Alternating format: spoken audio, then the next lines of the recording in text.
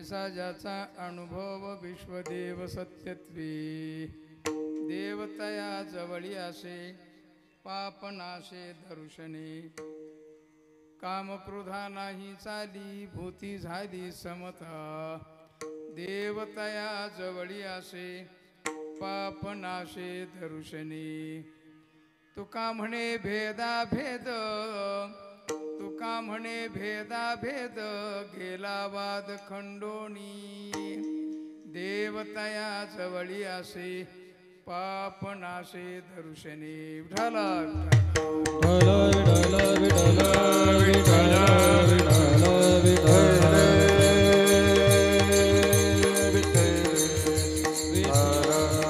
विठ्ठल विठ्ठल महायोग विठे तटे भीमरथ्यां वरं पुंडरीकाय दातुं मुनीन्द्रैः समागत्य तिष्ठन्तमानन्दकन्दं परब्रह्मलिङ्गं भजे पाण्डुरङ्गं पाण्डुरङ्गा करू प्रथम नमन पांडुरंगा करू प्रथम नमन पांडुरंगा करू प्रथम नमन करू प्रथम नमन दूसरे चरण संताजी दूसरे चरण संताजी या दूसरे चरण संताजी या पांडुरंगा करू प्रथम नमन दुसरे चरणा संतांची त्यांच्या कृपादाने कथेचा विस्तारू बाबाजी सद्गुरु दास तुका ओम नमो ज्ञानेश्वरा करुणा करा दयाळा तुमचा अनुग्रह लाधलो पावन झालो चराचरी काय माझी वाणी मानेल संतांशी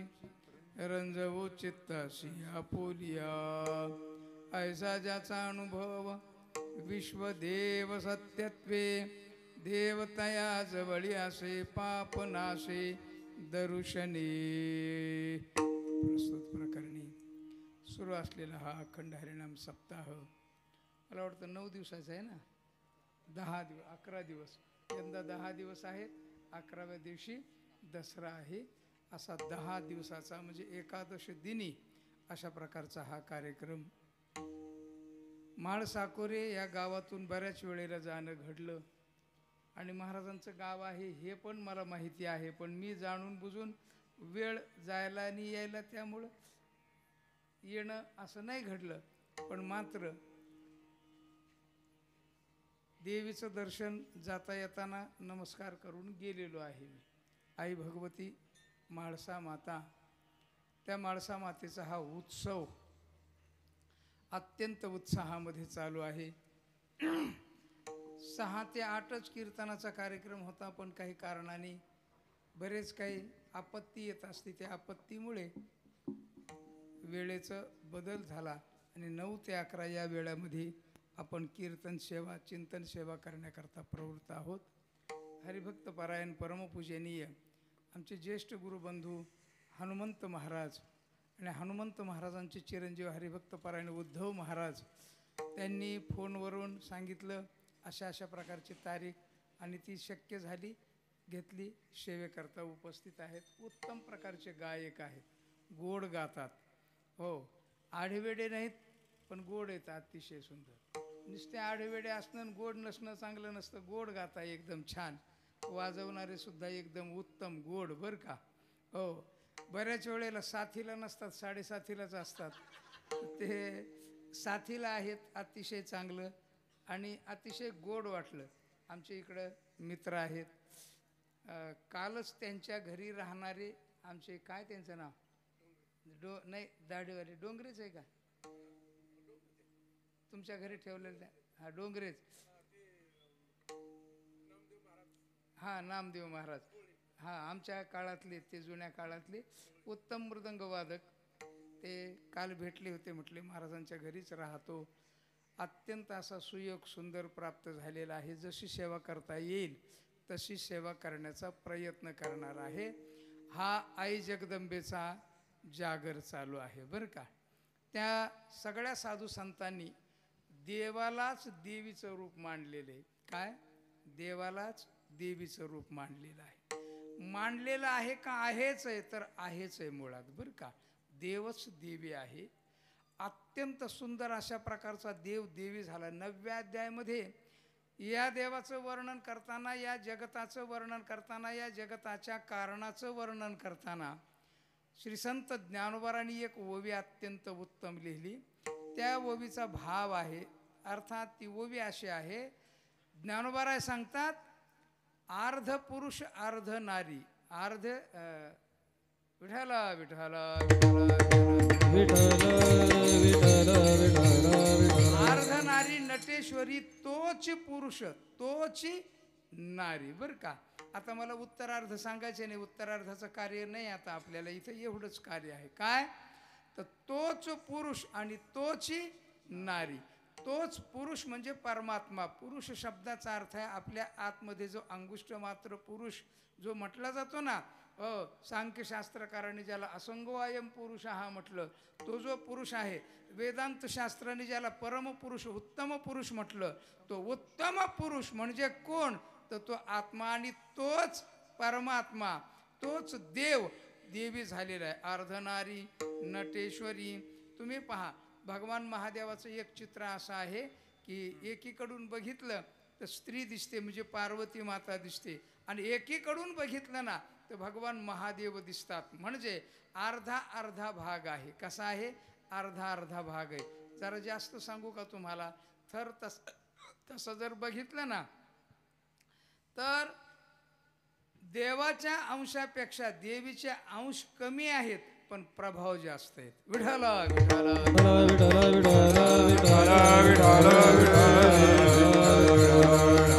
आहे की नाही. हो, देवाच्या अंशापेक्षा देवीचा अंश कमी आहे, पण प्रभाव मात्र जास्त आहे की नाही. आपल्या घरात बी लक्षात येतं की नाही, कमाई कोणाची जास्त, प्रभाव कोणाचा जास्त.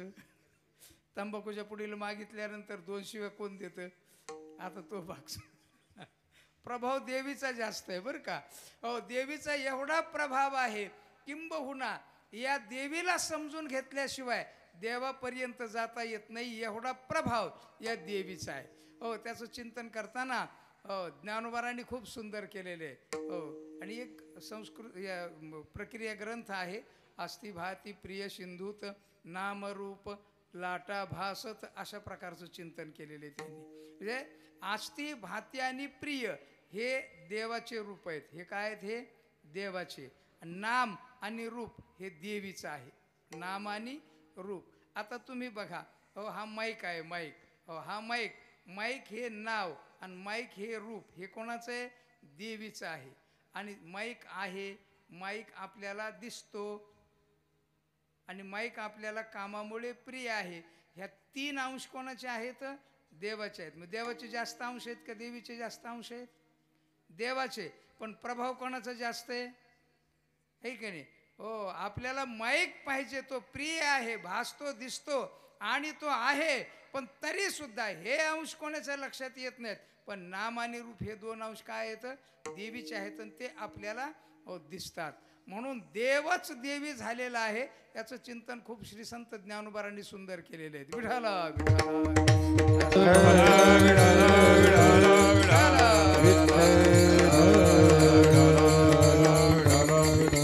सगळ्या संतांनी चिंतन करताना देवच देवीचं रूप मांडलेले. अनादि निर्गुण प्रगटली भवानी, मोह महिषासुर मर्दना लागोनी. अनादि निर्गुण, निर्गुण निराकार निरवच्छिन्न परमात्मा, तोच देव देवी रूपाने प्रगट झाला. आणि जो पंढरपूरचा देव आहे की ना, मूळपीठ पंढरपूर, या मूळपीठावर जी देवी आहे ती देवी म्हणजेच अखिलकोट ब्रह्मांड नायक परमात्मा श्री विठ्ठल, असंही अनंत रूपक अशा पद्धतीनं केलेलं आहे. आणि श्री संत ज्ञानोबारांनी मात्र देवीलाही मान्यता दिलेली आहे आणि देवालाही मान्यता आहे. विठाला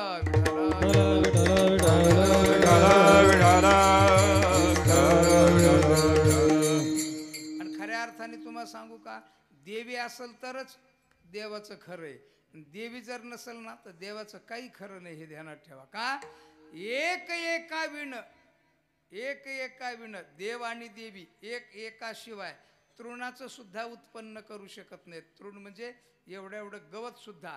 देव पाहिजे आणि देवी पाहिजे तर आणि तरच हो वस्तू निर्माण करू शकतात, जगत निर्माण करू शकतात, जगाला सुखही देऊ शकतात आणि जगाला ज्ञानही देऊ शकतात. अशा प्रकारची शक्ती म्हणजे देवदेवीची विशेषता आहे. श्री संत ज्ञानोबारायांनी देवदेवीचं वर्णन करताना इतकं सुंदर केलेलं आहे.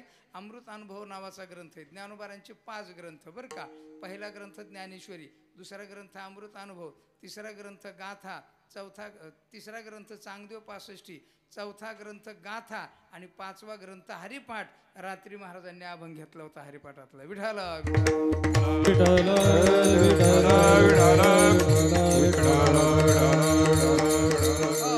पाच ग्रंथ. या 5 ग्रंथामध्ये ज्ञानोबारायांनी देवीला न सोडता मंगल केलेले आहे बरं का.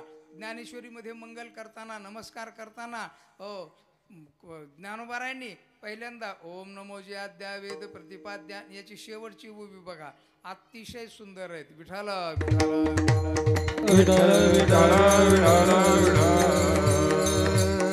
ते शारदा विश्वमोहिनी आता अभिनव वाग विलासिनी, जे चातुर्यार्थ कला कामिणी, ते शारदा विश्वमोहिनी नमिली मिया.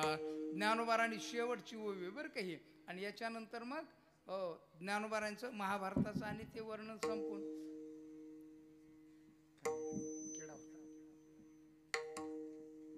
मग म्हणजे खिसाच फाटलाय खालीच ठेवून दे ना. मग जाऊ दे की पडतो सारखा बिचारा तर जाऊ दे, त्याला तरी कशाला थांबवायचं. विठाला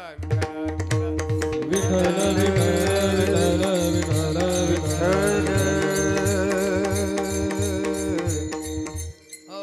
अर्थात अमृत अनुभवामध्ये ज्ञानेश्वरीमध्ये नमस्कार करताना पहिला नमस्कार केला देवाला, ओम नमो जे आद्या वेद प्रतिपाद्या जय जय स्वसंवेद्या आत्मरूपा. इतकं जवळ आणून ठेवलं बरं का. आपल्या जो आतमध्ये पुरुष आहे ना आत्मरूप, तिथपर्यंत आणून ठेवलं. ज्ञानेश्वरी कठीणही आहे आणि ज्ञानेश्वरी अत्यंत सोपीही आहे. ज्ञानेश्वरी सोपी, ऐकल्यानंतर कठीण वाटते, अशा प्रकारची सोपी आहे ज्ञानेश्वरी. विठाला फक्त ती वाचायला सुरुवात केली पाहिजे, म्हणजे किती अवघड आहे ते कळतं आणि किती सोपं आहे ते कळतं. अत्यंत सुंदर आहे बरं का ज्ञानेश्वरी. आणि ज्ञानेश्वरीचं वर्णन करताना श्री संत जनाबाई महाराजांनी केलेले, ते हे माया ते हे माय असं दोन्ही पाठ आहेत त्याच्यात. ते हे माया ज्ञानेश्वरी म्हणजे ती शक्ती आहे. काय ज्ञानेश्वरी काय म्हटलं, ज्ञानेश्वरीला शक्ती शब्दाचा प्रयोग केला. अर्थात भगवान शंकराच्या समोर म्हणजे निवृत्तीनाथांच्या समोर श्री संत ज्ञानोबारायांनी शक्ती प्रगट केली म्हणजे ती ज्ञानेश्वरी, म्हणून तिला माया शब्दाचा प्रयोग केला. आणि माय शब्दाचा प्रयोग केला तरी सुद्धा शक्ती हाच अर्थ अभिप्रेत आहे, म्हणून ते हे माय. म्हणून ज्ञानेश्वरी अत्यंत गोड आहे. म्हणून पहिल्या ओवीमध्ये देवाला नमस्कार केला आणि तो जो निराकार निर्गुण देव आहे ना तोच देव गणेश आहे. आणि शेवटच्या ओवीमध्ये ज्ञानोबारांनी देवीला नमस्कार केला. त्याच्याशिवाय ज्ञानोबाराय पुढे गेले नाहीत. ज्ञानोबारांनी आता अभिनव वाग विलासिनी, अभिनव वाग विलासिनी. बघा तुम्ही जरा असं चिंतन केलं तर लक्षात येईल. महाभारत ग्रंथ आहे की नाही, महाभारत केवढा आहे, 1.25 लाख. किती? 1.25 लाख बरं का. किती श्लोक आहेत त्याचे? 1.25 लाख श्लोक आहेत. त्या 1.25 लाख श्लोकात जे आहे आणि वेगळ्या वेगळ्या पद्धतीची रचना आहे, अभिनवता आहे म्हणजे नवनवीनता आहे. म्हणजे या शारदेची ह्या देवीची नवनवीनता किती आहे पहा. महाभारतानंतर तुम्ही पहा सगळे शास्त्र, नंतर पुराण सगळे जर बघितले तर कोण, श्रीमद भागवत कथा, त्यातल्या श्लोकातला आणि त्यातल्या श्लोकाचा काही साम्य वाटतं का कधी तुम्हाला? तुम्ही ऐकलं असेल. पण अभिनवता आहे म्हणजे नवनवीनता आहे. ते जाऊ द्या जुनं. आता हल्ली लोक काही लेखक लिहितात का नाही, लिहितात आहे का नाही, बरेच जण लिहितात. आता त्याच्या लिहिण्यामध्ये अभिनवता असते. कोणाचं लिहिणं, आता तुम्ही छावा कादंबरी वाचली असेल किंवा अशा ज्या मृत्युंजय वाचले असेल त्यातलं लालित्य, त्यातला शब्द, तो जो वाणीतून आला ना, त्या देवीचं नवीन रूप आहे. ते किती नवीनता आहे, इतकी नवीनता आहे, इतकी नवीनता आहे. आमचा एक मित्र कविता करतोय सध्या बरं का. त्याला म्हटलं तू काय केलं रे? त्याने कविता सांगितली. कविता इतकी सुंदर सांगितली त्यांनी, मला हसायला आलं त्याच्या कवितेचं. आणि ती कविता होती अशी: आलास तू, मला वाटलंच येशील तू. ह्याच्यात काय नवलं, ही काय कविता आहे हो रे? तुला मला वाटलं तू आलास तू आणि मला वाटलंच येशील तू, लगेच मुस्कानात द्यावा असं वाटलं. म्हटलं तो म्हटला किती नवीन आहे, तुम्ही काय म्हणता ह्याला. अनंत अशा प्रकारचे लेखन होत आलेलं आहे. आज लिहितायत लोक, उद्या लिहितील, परवा लिहितील, पण अभिनवता, हे अभिनवता कोणाची आहे? तर ही त्या देवीची आहे. कोणाची आहे? देवीची आहे. प्रत्येक प्रकृतीमध्ये वेगळ्या प्रकारचा सिद्धांत, वेगळ्या प्रकारचं वचन, वेगळ्या प्रकारची भाषा, वेगळ्या प्रकारचा भाव, अशी अभिनवता जिच्यात आहे, तिचं वर्णन करताना ज्ञानोबारांची ओवी, ही ज्ञानोबारांच्या ओवीचा विशेष आहे. म्हणून ज्ञानोबाराय म्हणतात, आता अभिनव वाघ विलासिनी, वाणीचा विस्तार करणारी. आता अभिनव वाघ विलासिनी, जे चातुर्य, अर्थ, कला कामिनी. चातुर्य, अर्थ, चातुर्य आणि अर्थ ह्या दोन गोष्टी वेगळ्या आहेत बरं का. अर्थ आहे, चातुर्य आहे, आणि कला कामिनी अशा प्रकारची ती आहे. आणि ते शारदा विश्वमोहिनी, म्हणून त्या शारदेनी संपूर्ण विश्वाला वाणीच्या द्वारा, ज्ञानाच्या द्वारा मोहित केलेलं आहे. अशी मोहित करणारी आहे ना, नमिली मिया, तिला नमस्कार केला. अर्थात ज्ञानेश्वरीला, ज्ञानेश्वरीमध्ये जवळपास पहिलं प्रकरण ज्ञानोबारांचं नमनाचं झाल्यानंतर शेवटच्या ओवीत आलं, पण अमृत अनुभव ग्रंथामध्ये पहिलंच नमस्कार केला. कधी? पहिलाच केला बरं का. ज्ञानोबारा किती सुंदर बोलतात पहा देव आणि देवीबद्दल. विठाला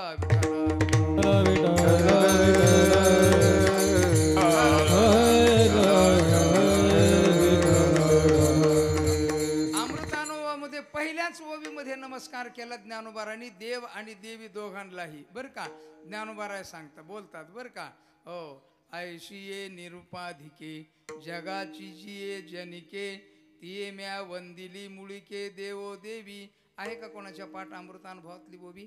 आता बघा नीट ऐका, थोडंसं काय का, थोडंसं काय ऐकलं की थोडंसं एखादा दृष्टांत वगैरे सांगू आपण, पण पहिल्यांदा सिद्धांत देवदेवीचा सांगतो आणि मग पुढे चालतो. बघा ज्ञानोबाराय काय बोलतात पहा. ज्ञानोबाराय म्हणतात,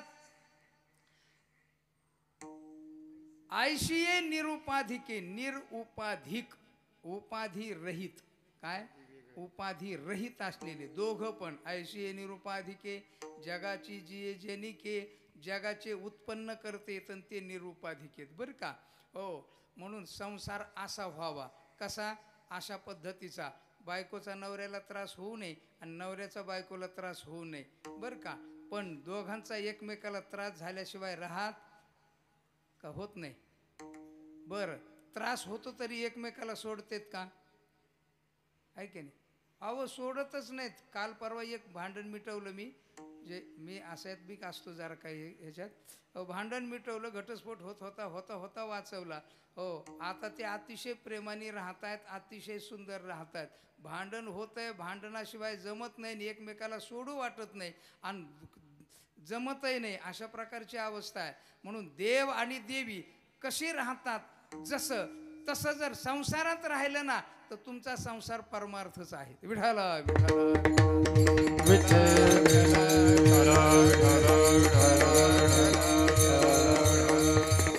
अर्थात देवाचं देवीवर इतकं प्रेम आहे आणि देवीचं देवावर इतकं प्रेम आहे, इतकं प्रेम आहे की त्या प्रेमाला अजिबात उपमा देता येत नाही, एवढं प्रेम आहे बरं का. व्यवहारामध्ये बऱ्याच वेळेला ते स्त्रियांचा स्वभाव असतो आणि नवऱ्याला मधूनच विचारायचं, का हो खरंच का तुमचं माझ्यावर प्रेम आहे? आता काय सांगाल बरं? नाही म्हणेल का तो? नाही, नसलं तरी नाही म्हणेल का? नसलं तरी होच म्हणेल ना. बरं, हो म्हणताना त्याला किती जड जातं हे तरी तिने लक्षात घ्यायला पाहिजे की नाही? पण ते जड लक्षात घेत नाही. पण प्रेम त्याने फक्त एवढंच म्हणायला पाहिजे, प्रेम नसतं तर तुझ्याजवळ मी राहिलो असतो का? एवढं म्हटलं. पोरगा नाही तो, बराच वयाचा आहे शाहू, बऱ्याच वयाचा, म्हणजे 50-55 वर्षाचं वय झाले त्याचं आता. आता गंमत अशी आहे त्याचं लग्न झालं आणि लग्न झालं की लग्न झाल्या तर एकमेकाचं प्रेम एकमेकावर असतंच, त्याच्यात काही विवाद नाही. इतकं प्रेम हो. ती त्याला सोडून राहत नाही, तो तिला सोडून राहत नाही, आणि जाऊ वाटत नाही ड्युटीला पण तरीसुद्धा जावं लागतं, अशा प्रकारची अवस्था बरं का हो. पण ते पोरगी अतिशय सुंदर दिसायला हो. आणि लग्न झालं, लग्नाला मी गेलो होतो तर त्यावेळेला तिचं वजन होतं 45 किलो. 2-3 मुलं झाल्यानंतर ते वजन झालं 86 किलो. किती? 86. मी प्रेमाकरता सांगतोय बरं का हे उदाहरण. 86 किलो. आता 86 किलो म्हणजे बरंच शरीर पांगलं. आता गंमत अशी, तिला वाटायचं आता हे 86 किलो म्हटल्यावर ती सारखं विचारायची, का हो खरंच तुमचं माझ्यावर तुमचं पहिल्यासारखं प्रेम राहिलं नाही. तो म्हणायचा, आहे बाबा, काही काळजी करू नको, आहे आहे आहे. पण तरीसुद्धा मधून अधून भांडणं व्हायचे. झाले की मला फोन करायचा, तो माझ्याकडे शिकायला यायचा काही दिवस, त्यामुळं मी जायचं आणि मी गेलं की ते मिटवायचं. जाऊ दे, संसारात असंच होत असतं हो. तब्येत जराशी बिघडली, एकमेकाचं शरीर बिघडलं की नवरा बायकोचं प्रेम तेवढं पहिलं होतं तेवढं राहत नसतं, सोडून दे. पण तरीसुद्धा ते काय ऐकत नसत. परत 10-15 दिवस झाले की भांडण, 10-15 दिवस झाले की भांडण. माझ्यावर तुमचं प्रेमच नाही, माझ्यावर तुमचं प्रेमच नाही, माझ्यावर. आता तो म्हटला, माझं तुझ्यावर प्रेम आहे का नाही, त्यापेक्षा मी तुझ्याजवळ आहे ना. नाही म्हणे, तुमचं माझ्यावर प्रेम नाही हो. तर 6व्या मजल्यात राहत होती. 6व्या मजल्यातून लिफ्टीने खाली यायचं आणि लिफ्टीने वर जायचं. तिचं 86चं हो 90 झालं, 90चं 100 झालं, 100चं 105 किलो वजन झालं. आता एवढं वजन म्हटल्यावर ते शरीर पांगलेलं, आणि तिला वाटायचं माझं शरीर पांगल्यामुळं, शरीर बिघडल्यामुळं माझ्यावर प्रेम नाही. तिने एक दिवशी विचारलं, का हो खरंच सांगा माझ्यावर प्रेम आहे का? तो म्हटला, आहे बाबा. आणि तो गेला शाळेला, नोकरीला शेजारीच शाळेला गेला हो. ही अशी विचार करत बसली 6व्या मजल्यावर हो. आता नवऱ्याचं प्रेम तर आपल्यावर नाही आहे, मग आपण जगून काय करायचं म्हणून तिनं 6व्या मजल्यावरून उडी टाकली खाली. काय केलं बघता काय? कुठं? 6व्या मजल्यावरून उडी टाकली. त्याला कळालं, तो आला, मलाही फोन केला त्यांनी हो. त्या हडपसरच्या तिथं नोबेल काहीतरी हॉस्पिटल आहे, त्या हॉस्पिटलला ॲडमिट केलं. खरी घटना आहे बरं का ही. ॲडमिट केल्यानंतर आम्ही इकडून गेलो दोघंजणं, आणि तिथं गेल्यानंतर तिला ॲडमिट केलेलं ICUमध्ये ॲडमिट केलेलं. का? आपल्यावर नवऱ्याचं प्रेम नाही, जगून करायचं काय? तिनं उडी टाकून दिली, त्यांनी ॲडमिट केलं. ॲडमिट केल्यानंतर गंमत तुम्हाला सांगतो हो. 4-4:30च्या टायमाला आम्ही पोहोचलो तिथं. पोहोचल्यानंतर आम्ही आपलं चिंतेमध्ये, भयभीत अवस्थेत, आता काय होतंय. तो बी चिंतेत, मी बी चिंतेत, सगळेच चिंतेत. आम्ही 7-7:30 वाजता कशी तरी तिला जाग आली बुवा, म्हणजे ती शुद्धीवर आली. त्यातून ती नर्स आली, म्हटलं अहो तुमच्या पेशंटला आहे ना शुद्ध आली बघा हो. गेलो आम्ही.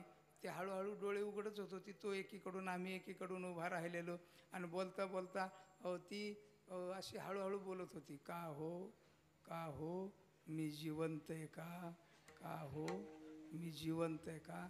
आता 105 किलोची, मी जिवंत आहे का? तो म्हटला, तू जिवंत आहे, पण ज्यांच्या 3 जणांच्या अंगावर पडली ते 3 जण मेले. तिला घरी आणलं, आणि घरी आणल्यानंतर तिला हातापाया पडून सांगितलं, याच्यानंतर असा प्रयोग करू. प्रेम, परस्पराचं प्रेम किती आहे. इथं देवाचं प्रेम देवीवर आहे, एवढं प्रेम आहे की काडी उत्पन्न करायची झाली तरी देव देवीवर प्रेम करतो, देवी देवावर प्रेम करते. अशा प्रकारचे, म्हणून ज्ञानोबारायने निरुपाधिक म्हटले, तकलीफ देत नाहीत. म्हणून आपण संसारामध्ये देव देवी जसे आहेत ना ज्ञानोबारांचे, तशाच प्रकारचं राहावं आपण. म्हणजे पत्नीला तकलीफ होईल असं वागू नये, आणि पतीला तकलीफ होईल असं वागू नये. का? उपाधी कोणालाही कोणतीही तकलीफ देत नसते. उपाधी आणि विशेषणाचे लक्षणं जर सांगितले ना तर तुमच्या लक्षात येईल, पण ते लक्षात येण्याच्या पलीकडचं आहे, म्हणून सांगत नाहीये. विठाला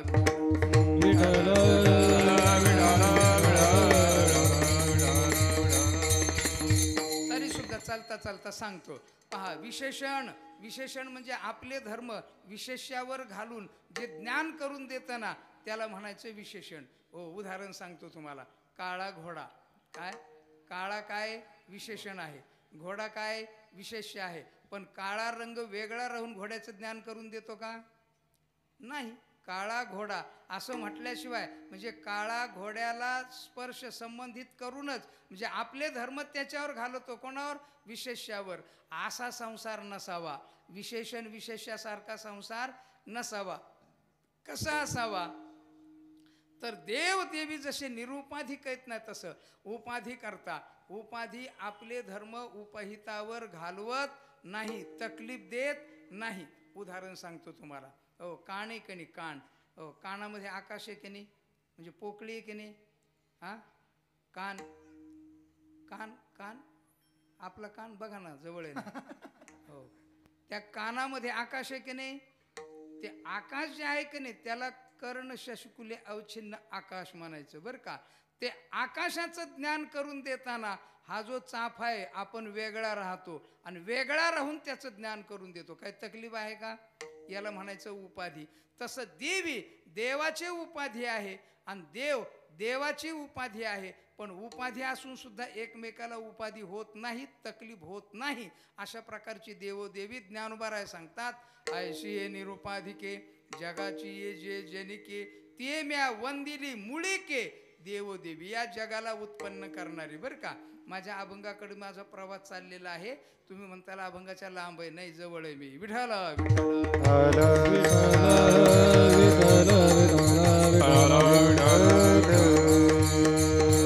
अर्थात असा हा जो देव आणि देवी, आता ही देवी देवच देवी झालेला आहे. आता नीट ऐका, दुसरी उभी आहे अमृतानुभवामधली, ही सांगतो आणि तुमच्या मग लक्षात येईल सगळं. देवच देवी झालेला आहे. ज्ञानोबा सांगतात, प्रियुच प्राणेश्वरी उलथे आवडीचे नि सरोभरी. हो, चारुस्थळी एकांगी चारुस्थळी एकांगी, चारुस्थळावर एकांगावर प्रियुच म्हणजे देवच देवी झाला. आता त्याच्याकरता उदाहरण सांगतो, नीट ऐका उदाहरण. हो, एका माणसाला स्वप्न पडलं आहे की नाही? तुम्हाला स्वप्न पडतात की नाही? काही माणसं म्हणतात मला स्वप्नच पडत नाही. बेट्या, ध्यानात राहिली एवढी अक्कल तुझ्याकडे नाही, दुसरं काय नाही. स्वप्न पडतं, पडत नाही कसं काय? स्वप्नाशिवाय माणूस आहे का? हो, स्वप्न झोप आहे ज्याला, त्याला स्वप्न पडतंच. आता याला स्वप्न पडलं, पण स्वप्न शेतकरी माणूस होता बरं का.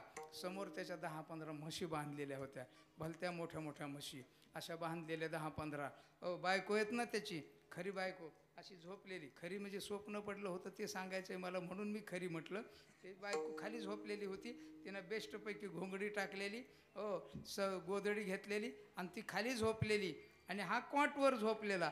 याला पडलं स्वप्न आणि स्वप्नात अतिशय सुंदर बाई आली. काय आली? काय बाई आली बरं का. आणि बाई आली तर आली, पण ती इतकी सुंदर होती, ऐश्वर्या राय सारखी. कोणासारखी? आता दुसरं कोण सांगणार? जुने लोक हेमा मालिनी म्हणायचे, आपण आता आपल्याला माहिती आहे म्हणून ऐश्वर्या राय म्हणायचं. तिच्यासारखी सुंदर अशी स्त्री आली आणि इतकी सुंदर आली आणि दोघांच्या गप्पा सुरू झाल्या. कुठे? स्वप्नात. स्वप्नात. हे पक्क ध्यानात ठेवायचं. गप्पा सुरू झाल्या आणि गप्पा सुरू झाल्यानंतर यांनी तिला लग्नाची मागणी घातली. कोणी? यांनी. कुठे? स्वप्नामध्ये. आणि लग्नाची मागणी घातल्यानंतर अतिशय सुंदर अशा प्रकारचं लग्न झालं. काय झालं? अतिशय सुंदर अशा प्रकारचं लग्न झालं. लग्न झालं आणि अतिशय सुंदर दोघांचा संसार सुरू होणार अशा पद्धतीचं स्वप्न रंगात आलेलं. कुठे? स्वप्नामध्ये हे सगळं घडतंय. स्वप्नात अतिशय सुंदर बायको, अतिशय आनंद त्याला, अतिशय छान प्रकारे बरं का. आणि त्याला संसाराचा रंगात आला आणि एक मुलगा झाला. अतिशय सुंदर तो सुद्धा. कुठे? स्वप्नामध्ये सुंदर मुलगा झाला. आणि मुलगा झाला छान प्रकारचा आणि त्या संसाराला असा रंग आला, आनंद घेतोय तो संसाराचा स्वप्नात. तेवढ्यात ज्या समोर म्हशी बांधलेल्या होत्या ना, त्यातल्या एका म्हशीना ताड दिशी दोरी तोडली. ताड दिशी दोरी तुटली, जशी आवाज तसा हा जागा झाला. काय झाला? काय झाला? जागा झाला. जागा झाला. म्हशीना दोरी तोडली, म्हैस निघाली बाहेर. आता ती जर गेली लांब तर लवकर सापडणार नाही. हा बिचारा उठला, पण त्या स्वप्नाच्या धुंदीत होता. सुंदर बायको बरं का, त्या धुंदीत बायको तिथं ते झोपलेली होती, ती उठली गेली, तिनं म्हैस आणली, तिकडून धरून बांधली आणि आली. हा कॉट खाली शोधत होता. कोणाला कोणाला स्वप्नातलीला. ती कुठं गेली म्हणून इकडं तिकडं बघतो, इकडं तिकडं बघतो, इकडं तिकडं कॉटच्या खाली, इकडं तिकडं सगळीकडं पोरग नाही, बायको नाही. तेवढ्यात ती बायको आली आणि तिने विचारलं, का हो काय बघताय? काय बघताय म्हणल्यावर शुद्धीवर आला. आता जर सांगितलं ना स्वप्न असं पडलं असतं तर काय होईल त्याचं? केवढा कार्यक्रम वाढेल आहे की नाही? हो काय नाही काय नाही काय नाही काय नाही काय नाही काही नाही म्हटला, घेतली गोदडीन झोपला. आता आपला दृष्टांत संपला. ज्ञानोबारांच्या ओवीचा दृष्टांत सांगितलाय बरं का मी तुम्हाला. ज्ञानोबाराय सांगतात, प्रियूचे प्राणेश्वरी उलथे आवडीचेनी सरोभरी. आता स्वप्न पडलं, स्वप्नामध्ये स्त्री मुलगा जे आलं ते कोण होतं? त्यांच्याबरोबर हा होता की नाही स्वप्नात? हा होता. बायको होती आणि पोरगई सुद्धा 3-3 जण होते. आता स्वप्नात 3 जण होते. हे कुठं होते? याच्या स्वप्नात होते. हा झोपलेला होता की नाही? हा चौथा. हा कोण? हा चौथा. त्याच्यातले ते 2 आणि मुलगा 1, 3. तसं नीट ऐका. चारुस्थळी एकहारी एक अंगी. ज्ञानोबाराय सांगतात, चारुस्थळ. चारू म्हणजे अत्यंत गोड, अत्यंत सुंदर, अत्यंत सत्य असलेलं जे स्थळ आहे ना, त्याचं नाव आहे परब्रह्म. त्या परब्रह्मरूपी स्थळावर, परब्रह्मरूपी स्थितीवर ईश्वर, माया आणि जगत नावाचं पोरग एवढं सगळं तयार झालं. काय झालं? एवढं सगळं तयार झालं. ज्ञानोबाराय सांगतात, स्वप्नीची विचित्र सेना मीची झालो होतो ना. दुसरं कोणी झालंय का? मग ती बाई कोण झाला? सुंदरबाई कोण झाला? ज्याला स्वप्न पडलं तोच झाला. पोरग कोण झाला? तोच झाला. आणि तो जो होता स्वप्नात तो सुद्धा कोण होता? तोच होता. आणि झोपलेला कोण होता? झोपलेला सत्य होता. आणि हे जे आत होते ते कसे येतं? मिथ्या होते. पण तोही तोच, तीही तोच आणि पोरगही तोच. तसं ईश्वरही तोच, मायाही तोच आणि जगतही सुद्धा तोच. अशा प्रकारचा संपूर्ण प्रपंच परब्रह्म स्वरूपाच्या ठिकाणी अत्यंत उत्तम उत्पन्न झाला. म्हणून ज्ञानोबाराय सांगतात, हा संपूर्ण विश्वभाव आहे ना, तो सगळ्याच्या सगळा देव आणि देवी ह्या 2 जणांनी एकत्र येऊन निर्माण केलेला आहे. आणि म्हणून तो जो संपूर्ण विश्वभाव तो सगळ्याच्या सगळा देव स्वरूप वाटावा, अशा प्रकारची जर अपेक्षा निर्माण झाली तर काय करावं? संतांच्याकडे जावं. विठ्ठल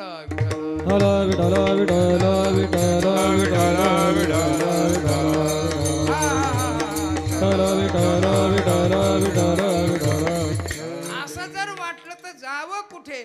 तर संतांच्याकडे जावं. अशी एक 5-10-5-50 मंडळी श्री संत जगद्गुरु तुकोबारांच्याकडे गेली बरं का. महाराज, जगत जगत वाटतंय, देव देव वाटत नाही, देवी देवी वेगळी वाटती, या सगळ्या भिन्न अशा प्रकारचं वाटतं. आणि या संसाराच्या दुःखातून आम्ही सुटलो पाहिजे अशा प्रकारची आमची अपेक्षा आहे. आम्हाला देव प्राप्त झाला पाहिजे, निखळ देव प्राप्त झाला पाहिजे, अशा प्रकारची आमची अपेक्षा आहे. जगद्गुरु तुकोबाराय डोंगरावर बसलेले होते. जगद्गुरु तुकोबारायच्या गळ्यामध्ये विणा, हातात चिपुळ्या, भजन चाललेलं. बोलता बोलता ह्या सगळ्या मंडळीचं उत्तर द्यावं म्हणून जगद्गुरु तुकोबारांनी बोलायला सुरुवात केली बरं का. आमच्या जीवनातलं दुःख निवृत्त व्हावं, आमच्या जीवनातला भेद निवृत्त व्हावा, आम्हाला सुख प्राप्त व्हावं, देव प्राप्त व्हावं, अशी अपेक्षा आहे. माणसाला अपेक्षा असणं जरुरीचं आहे बरं का. हो, आता आपल्याला देव प्राप्त व्हावं अशी अपेक्षा आहे की नाही? आहे की नाही? नाही आहेच आहे ना. खरं आहे, हे देव प्राप्त व्हावा ही अपेक्षा आहेच आहे.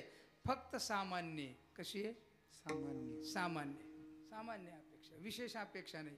कशा अपेक्षा आहे?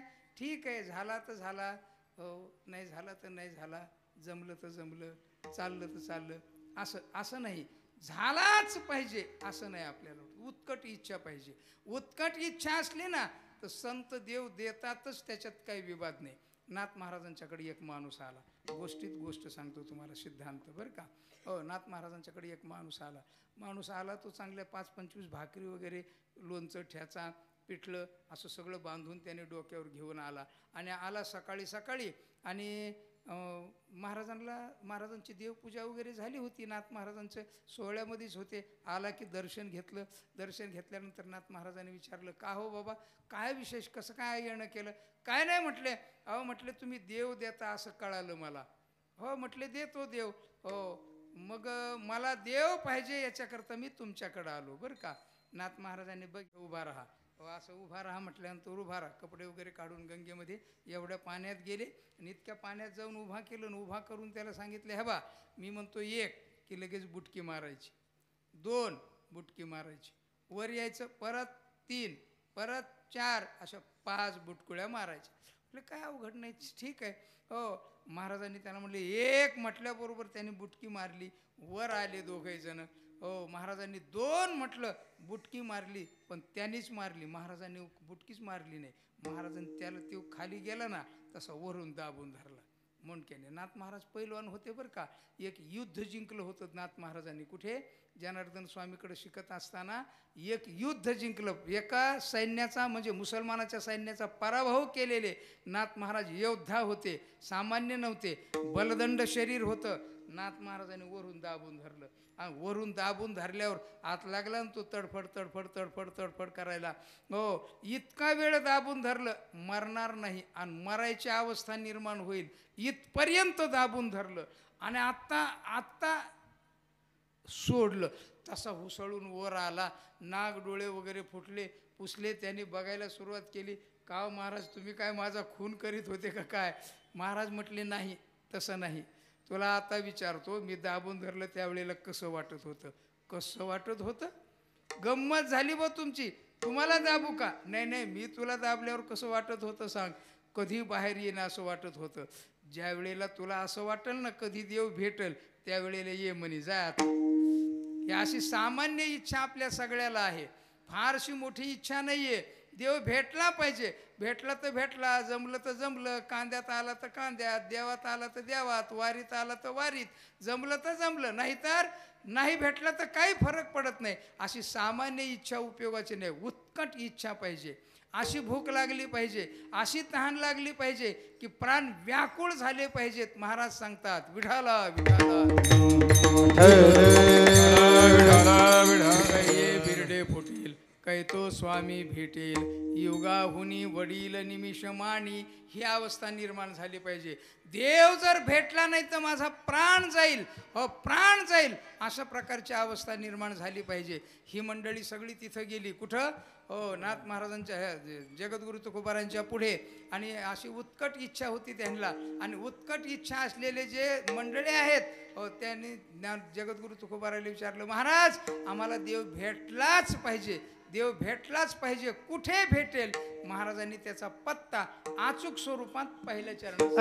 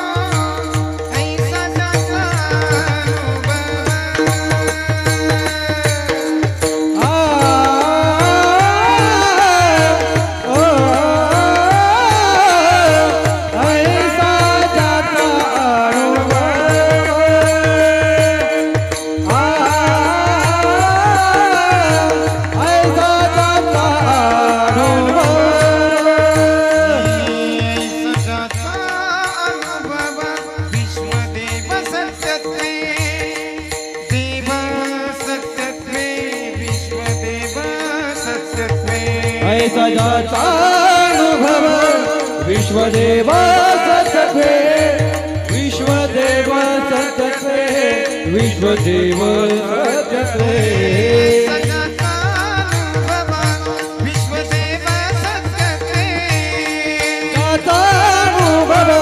विश्वदेव सत्ये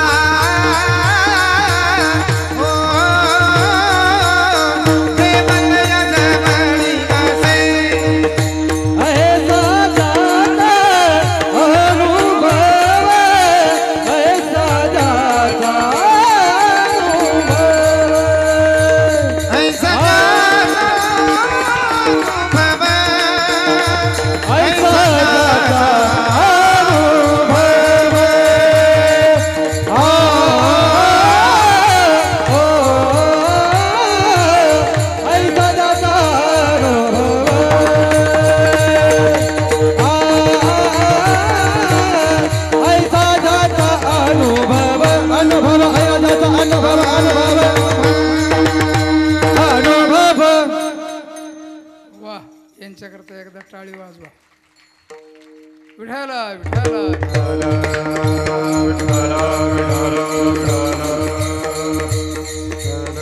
जगद्गुरु तुकोबारांनी उत्तर दिलं की ज्याला विश्व म्हणजे देव देवीचा हा जो पसारा आहे तो संपूर्णच्या संपूर्ण निर्विशेष देव स्वरूप वाटतो ना त्याच्याकडेच तुम्हाला देव भेटेल. ऐसा ज्याचा अनुभव. कसा अनुभव? विश्वदेव सत्यत्वे.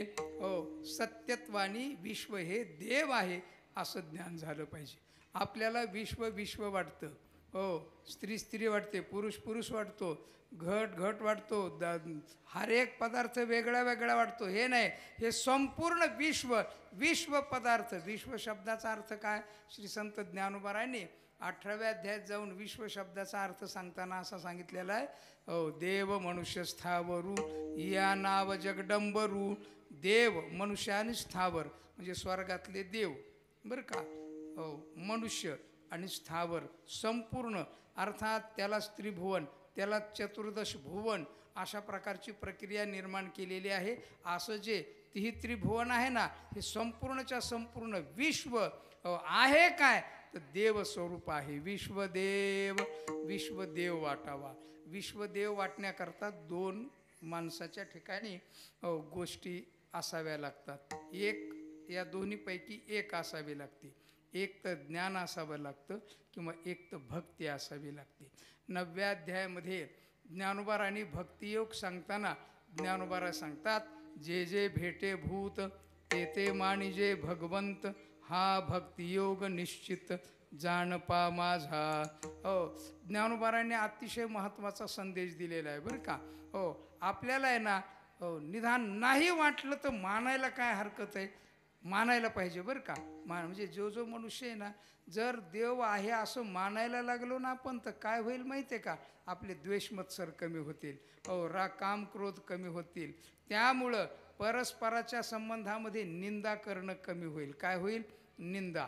आता हल्ली माणसं आहेत ना इतके भारी येतं तोंडावर रामकृष्ण हरी म्हणतात आणि मागं गेला हो याचं काय सांगताय, ह्याच्या एवढा नालायक कोणी नाही, इथून सुरुवात करतात बरं का.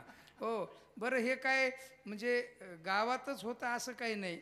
हे हरिभक्ती लोकांच्या मध्ये सुद्धा फार होतं बरं का.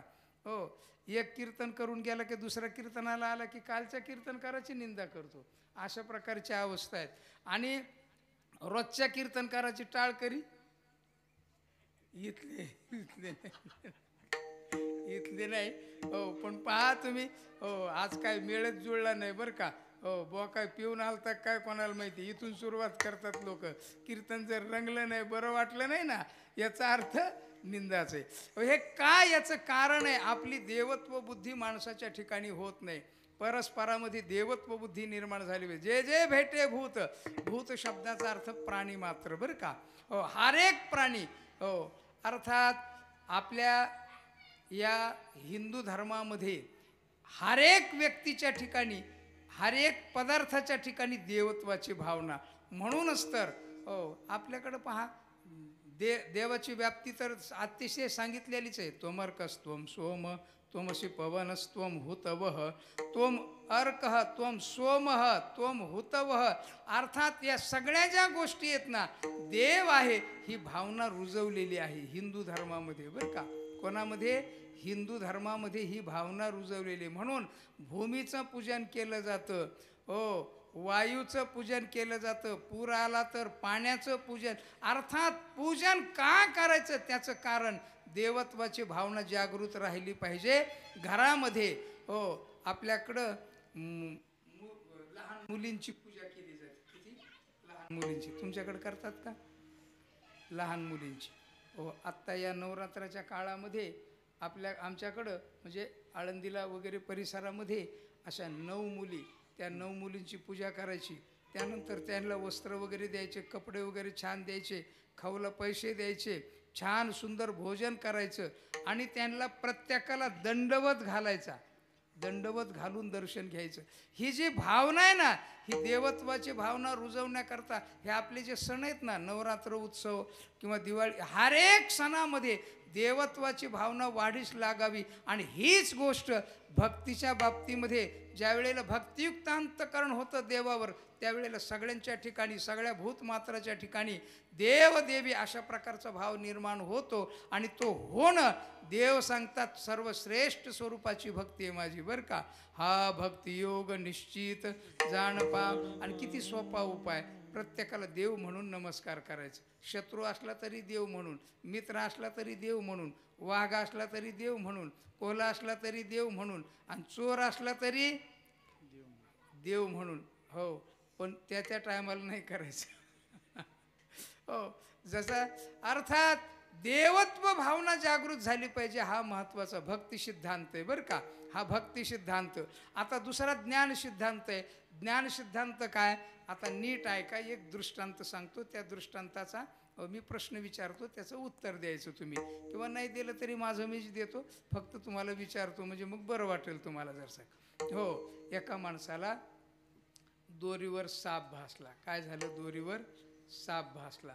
साप दोरी पडलेली होती पण त्याला दोरी दिसलीच नाही.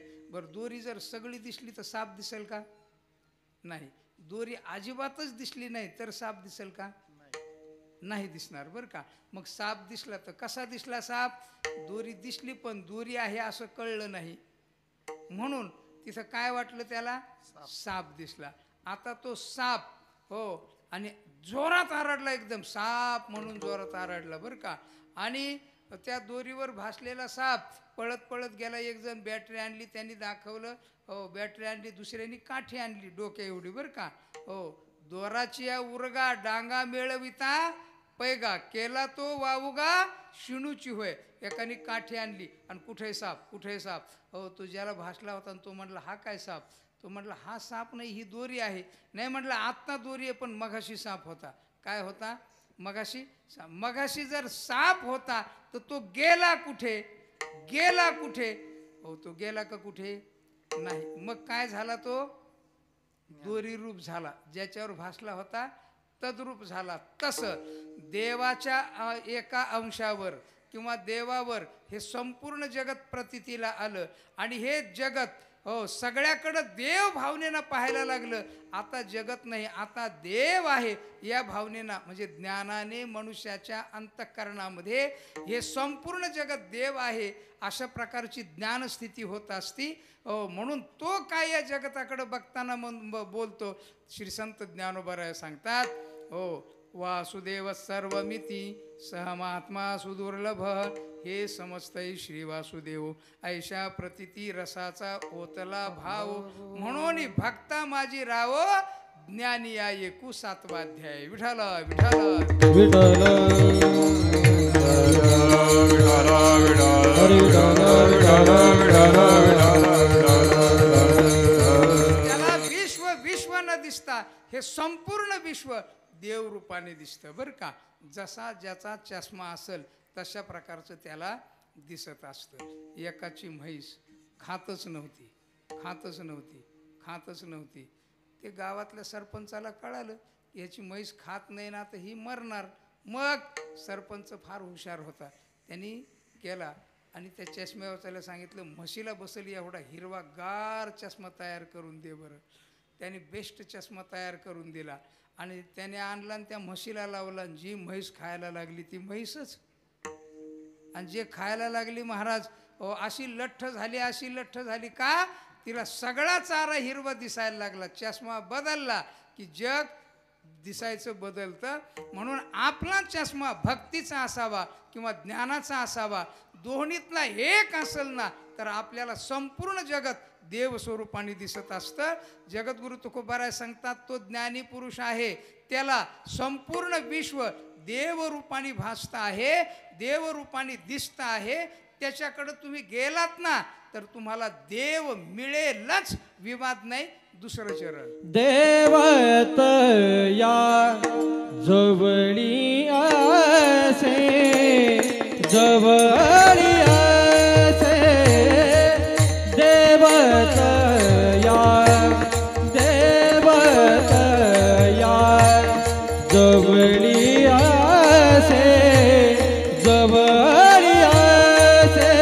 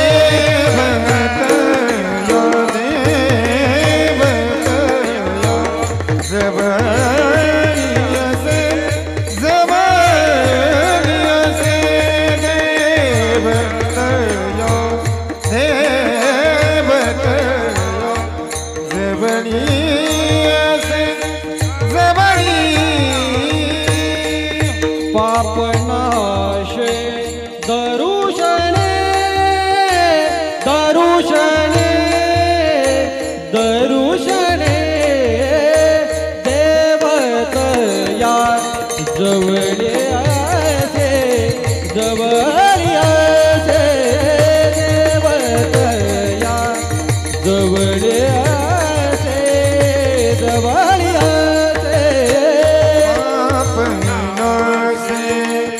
दरुशने दरुशने दरुशने देवतया देवतया जवळिया जवळिया देवतया देवतया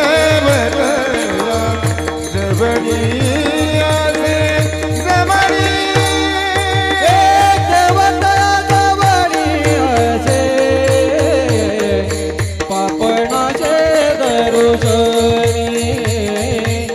पापणाचे दरुशने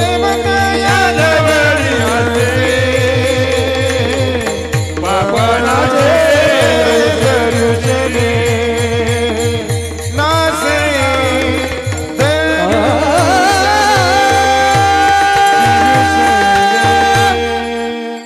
महाराज सांगतात देवतया कोणाच्या जवळ आहे. विश्वदेव सत्यत्वे अशा प्रकारचा अनुभव ज्याचा आहे अशाच व्यक्तीजवळ अशाच संतांच्या जवळ भक्ती ज्ञानाने पूर्ण देव स्वरूपाने जगताला बघणारा देव तयाजवळी असे. महाराज म्हटले कसा देव आहे? महाराज म्हटले निर्गुण निराकार आहे, सगुण निराकार आहे आणि सगुण साकार. कसा जसा पाहिजे ना तुला तशा प्रकारचा देव त्याच्याकडे आहे. देव तयाजवळी असे. म्हटले महाराज देव त्यांच्या जवळ आहे हे बरोबर आहे. ते देव देतील का? म्हटले ते देव देण्याकरताच आहेत, दुसरं काही नाही. देव दिलेला आहे त्यांनी, देव देण्याकरताच आहे. तसं नाही महाराज.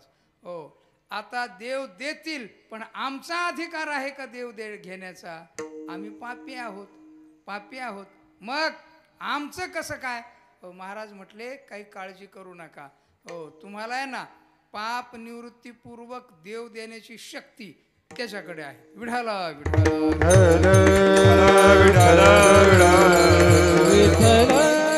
पापही निवृत्त होईल तुमचं आणि देवही मिळेल त्याच्याचकडं, एकाचकडं. बरं का?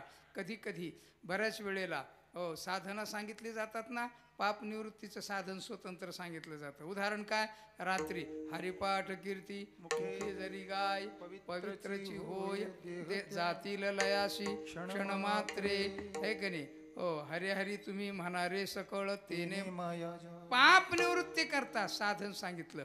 विष्णू सहस्त्रनामामध्ये भगवान भीष्माचार्याला विचारलं बरं का, कोणी? धर्मराजाने. धर्मराजा म्हणजे युधिष्ठिर, पांडवातला थोरला. धर्मराजाने विचारलं, हे भीष्माचार्य महाराज. भीष्माचार्य महाराज म्हणजे त्या धर्मराजाला सुद्धा देवाने सांगितलं की एवढा मोठा या जगतामध्ये उपासक परत निर्माण होणार नाही. भीष्माचार्य एवढा मोठा माणूस, त्याला विचारून घे जगाच्या उद्धाराचं साधन, तुझ्या जगण्याचं साधन, नीती मूल्य संपन्न सगळं. शरपंजरी पडलेले आहेत, रक्त संपूर्ण शरीरातून गळतं आहे. आणि मग तिथं जाऊन उभा राहिले. भगवान परमात्मा कृष्णाला समोर उभा केलं भीष्माचार्यांनी, माझ्या समोर उभा राहा पायाजवळ. आणि युधिष्ठिरांनी प्रश्न विचारला, को धर्म सर्वधर्माणां? युधिष्ठिरवाच किमेकं दैवतं लोके किं वाप्येकं परायणं स्तुवन्तः कं कमर्चन्तः प्राप्नुर्युर्मानवा शुभम. को धर्म सर्वधर्माणां? सर्वधर्माणां को धर्म? श्रेष्ठ कोणता धर्म आहे असा? सांगा भीष्माचार्य महाराज. आणि मग भीष्माचार्यांनी सांगायला सुरुवात केली बरं का. भीष्म उवाच जगत्प्रभुं देवदेव मनन्तं पुरुषोत्तमं स्तुवन्नाम सहस्रेण पुरुषः सततोत्थितः तमेव चार्चयन्नित्यं भक्त्या पुरुषमव्ययं ध्यायन् स्तुमन्नमस्संश्च यजमानस्तमेव च. हे विष्णू सहस्त्रनाम आहे. 1000 नाव आहेत देवाची याच्यात बरं का. वारकरी संप्रदायामध्ये अशा विशेष काही गोष्टी आहेत. त्यातलं एक विष्णू सहस्त्रनाम. तुम्हाला वाटतं ना सर्पदंश होऊ नये, जगद्गुरु तुकोबाराची बाळ क्रीडा वाचायची.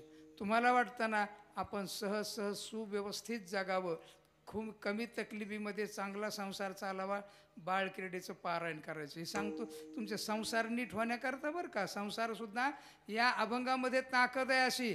तशी हे सुद्धा द्रव्य प्राप्ती पाहिजे का तुम्हाला? द्रव्य प्राप्ती तुम्ही विष्णू सहस्त्रनाम 11 दिवस अनुष्ठान पद्धतीनं एकही श्लोक न चुकता आणि मन इकडं तिकडं न जाता करा. 11 दिवस, रोज 11 दिवस, रोज 11 पाठ करायचे आणि 11 दिवस करायचं.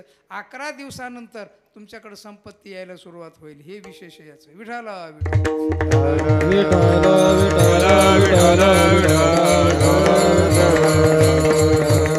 आपल्या वारकरी संप्रदायात सुद्धा प्रपंच सुदृढ श्रीमंती वगैरे होण्याकरता चमत्काराचे अभंग वव्या वगैरे आहेत बरं का. काय म्हणजे तसं तुम्ही समजू नका.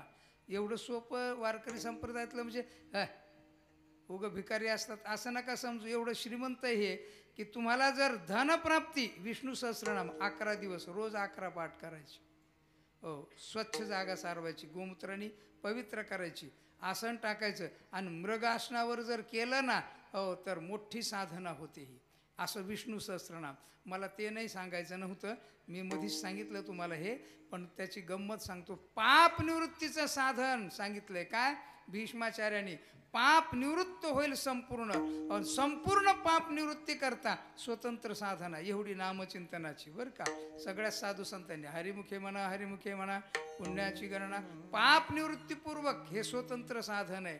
पण तुम्हाला आहे ना हो इथं संताकडे जर गेलात ना तर स्वतंत्र साधन करून पाप निवृत्त करून जाण्याची गरज नाही. तुम्ही जा असाल तसे जा. हो त्यांच्याकडे गेल्यानंतर पापही निवृत्त होतं आणि देवही प्राप्त होतो. दोन्ही गोष्टी मिळतात जुन्या काळामध्ये. आता याच्यात मंडळी आहेत जुने काही त्यांच्या बघण्यात असेल ते जुन्या काळातलं. जुन्या काळामध्ये कपड्याला रंग द्यायला रंगारी येत असत. आहे का नाही? आहे का काय कोणाला तुमच्या आहे का ध्यानात? कपड्याला रंग द्यायला हा पागुट्याचं तरी एक नक्की तेवढं तरी माहीत आहे ना. तेवढं का होय ना तेवढं उदाहरण घ्या. पागुट्याला म्हणजे फेट्याला रंग द्यायला यायचे. कारण त्यावेळेला कपड्याचा रंग जात असं म्हणून कपड्याला रंग देणारे रंगारी यायचे. हो आता कपड्याचा रंग जातच नाही बरं का. हो तरी त्या सुती कपड्याचा रंग अजूनही सुद्धा जाण्याची शक्यता असते. एका बाईने आपल्या नवऱ्याला सांगितलं जा उद्या आहे ना माझा अमुक माळ आहे आणि अमुक रंगाची साडी घेऊन या. त्याला साडी नाही भेटली त्यांनी नाटी आणली आणि ती जशी तिनं अंगावर घातली ना अंगावर पाणी घेतलं तसं सगळं खाली निघालं. ती नवऱ्याला आता लागली मला अक्कल आहे का डोकं आहे का. ते म्हणे अहो त्यांनी सांगितलं की याचा रंगच जाणार नाही. चला बरं म्हणे गेले दुकानदाराकडं. काय हो म्हटले तुम्ही म्हटले रंग जाणार नाही सगळं. म्हणे याचा मूळ रंग जाणार नाही असं मी म्हणत होतो म्हणे.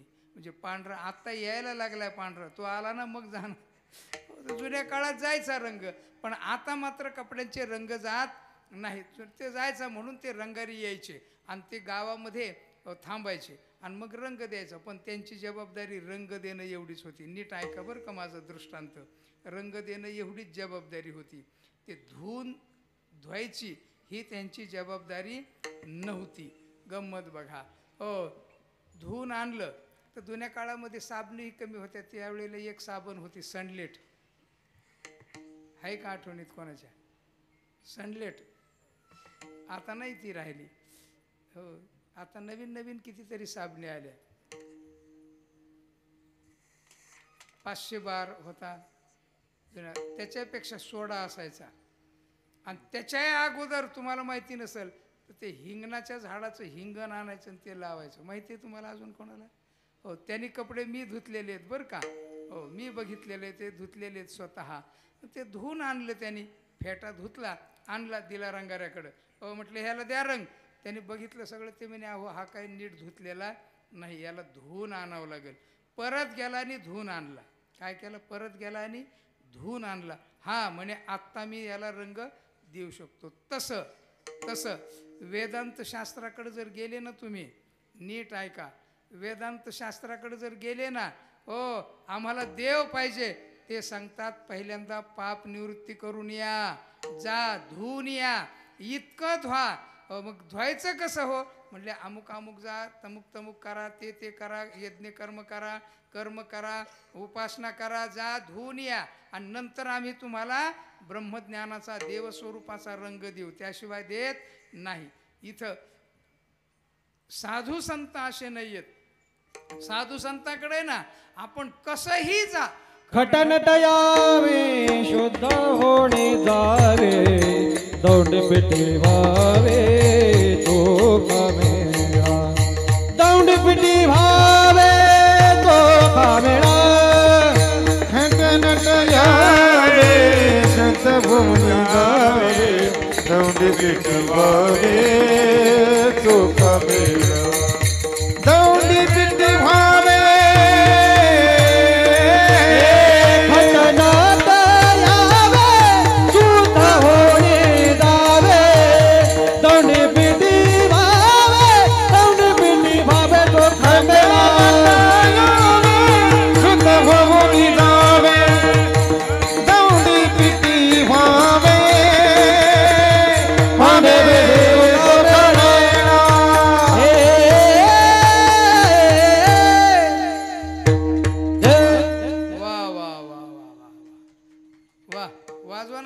मनसोक्त. वा वा वा. विठाला विठाला विठाला हे विठ्ठला पटनट यावे शुद्ध होऊन या जावे दवंडी पिटी भावे चोखा मेळा. एक दुसरी गोष्ट तुम्हाला सांगतो. ज्ञानोबारांच्या ज्ञानेश्वरीचं वैशिष्ट्य सांगताना महाराज सांगतात ज्ञान होय अज्ञानाशी ऐसा वरया टिकेशी. ज्ञानेश्वरी म्हणजे श्री संत ज्ञानोबार आहे. त्यांच्याकडे गेले ना अज्ञानी माणसाच्या पाप निवृत्तीपूर्वक ज्ञान होतं आणि त्याला संपूर्ण विश्व देव स्वरूप दिसतं. अशा प्रकारची ताकद संतांची. म्हणून तुम्ही संतांच्याकडे जा. तुम्ही जरी पापी असाल ना तुम्ही गेले त्यांचं दर्शन घेतलं की दर्शनाची गरज नाही. दर्शनाची गरज नाही. महाराज सांगतात पुण्यवंत व्हावे घेता सज्जनाची नवे. माणसाला काही काही व्हावं वाटतं बरं का. माणसाला वाटतं डॉक्टर व्हावं वकील व्हावं पण पुण्यवान व्हावं असं वाटतं का? असं नाही वाटत प्राय हा बरं का. हो डॉक्टर व्हावं वकील व्हावं सरपंच व्हावं आमदार व्हावं खासदार व्हावं इकडं परमार्थात आल्यावर गायक व्हावं वादक व्हावं आहे की नाही. दिंडी मालक व्हावं. दोघं आम्ही दिंडी मालक आहेत. दिंडी मालक होणं म्हणजे फार सोपं काम. मला वाटतं याच्या वेळा अवघड दुसरं काही नसेल आहे की नाही. सगळ्यात अवघड. लोकाला तिखट जास्त झालं तरी जमत नाही मीठ जास्त झालं तरी. पंक्तीवाला म्हणतो माझं नाव बारीक कसं आलं. हो तू पंगत लहान दिलीस. अर्थात काय व्हावं वाटतं काही व्हावं वाटतं माणसाला. कीर्तनकार व्हावं वाटतं वादक व्हावं वाटतं गायक व्हावं. हो पण पुण्यवान व्हावं हे वाटत नाही. महाराज सांगतात व्हावं वाटलं पाहिजे. पुण्यवंत व्हावे असं वाटतंय का? महाराजांनी विचारलंय बरं का प्रश्न. असं वाटतंय का तुम्हाला? मग तुम्ही काय करा. घेता सज्जनांचे. सज्जन म्हणजे संत.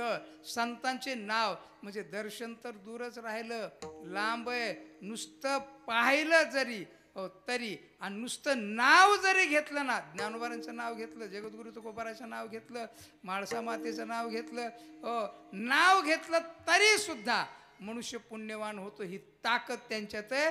तुम्ही काही काळजी करू नका. जा आणि त्यांच्याकडं म्हटले नक्की नक्की म्हणजे पाप निवृत्तीपूर्वक देव प्राप्त करून देण्याचं सामर्थ्य संतांमध्ये. पाप नाशे दरुशेने देव तयाजवळी आशे. म्हटले ते आम्हाला देतील नक्की. अजून काय लक्षण आहे? काम क्रोधा नाही चाली बुद्धी झाली समता. देव काम क्रोध नाहीत असं नाही बरं का. नीट ध्यानात ठेवा. संतांच्याकडे काम क्रोध नसतात असं नाही. ज्ञानोबारांना त्रास दिल्यानंतर ज्ञानोबारांच्या मनात आलं असतं ना हे विश्व सगळं जाळून खाक करायचं. एकदाच जाळलं असतं बरं का.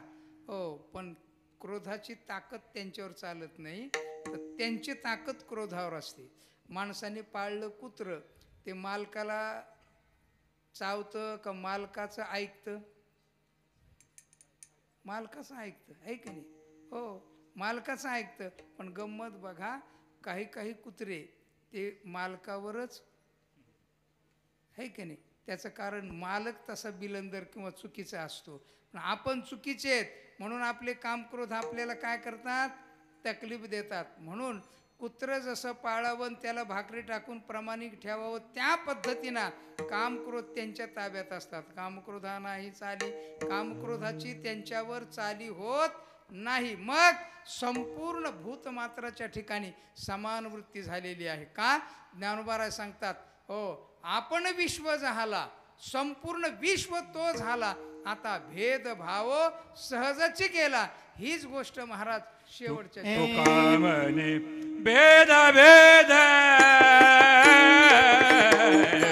तुकामने भेद भेद तुकामन भेद भेद तुकामन भेद भेद तुकामने भेद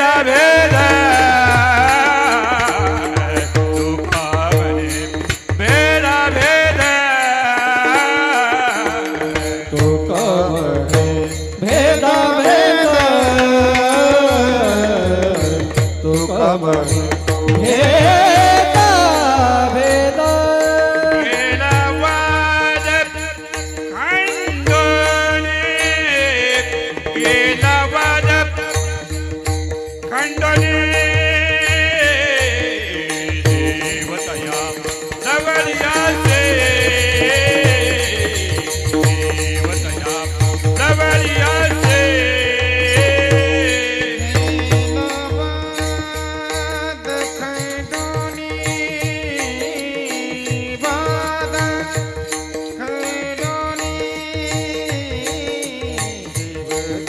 जवरिया से देवतया जवरिया से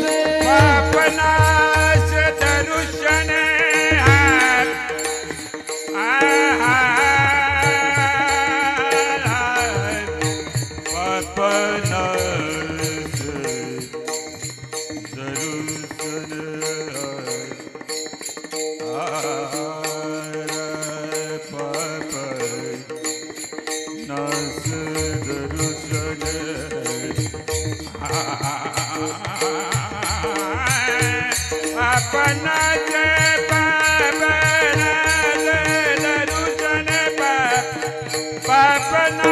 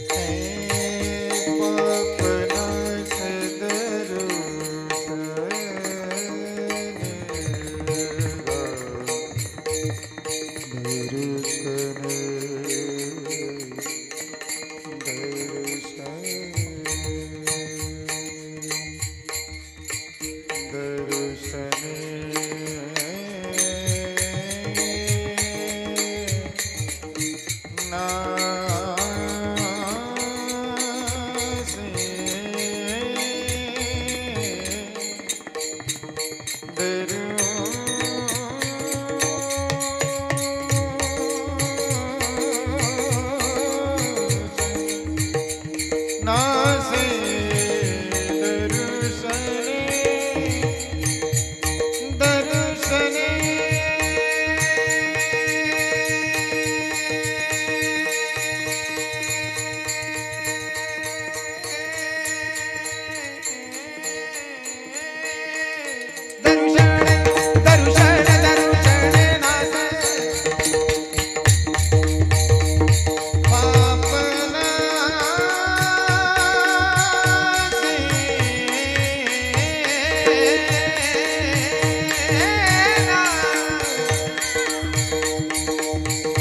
पापनाश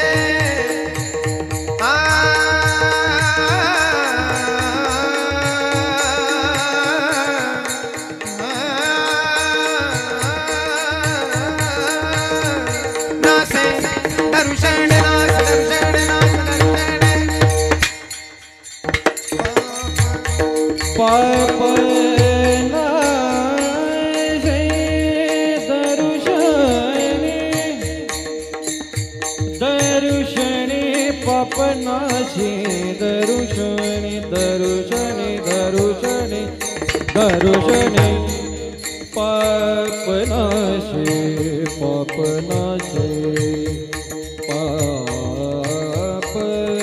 पाप पाप नाशी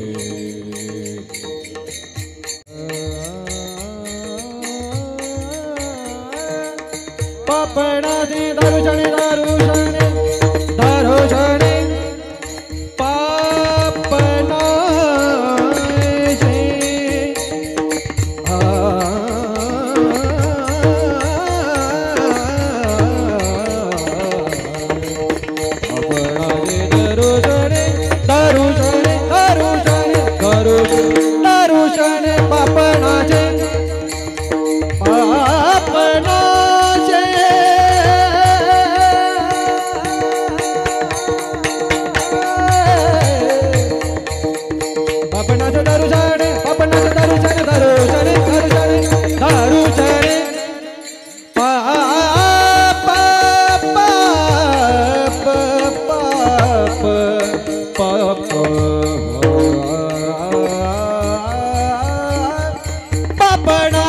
दरुशने दरुशने दरुशने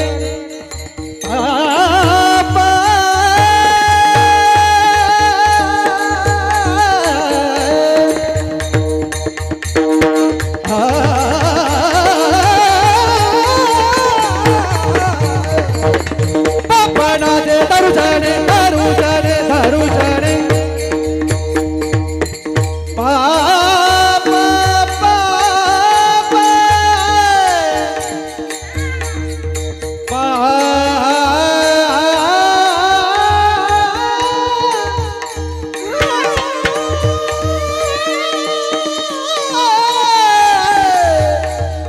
पापणाचे दरुशने पापणाचे दरुशने दरुशने देवतया जवळयाचे देवतया जवळयाचे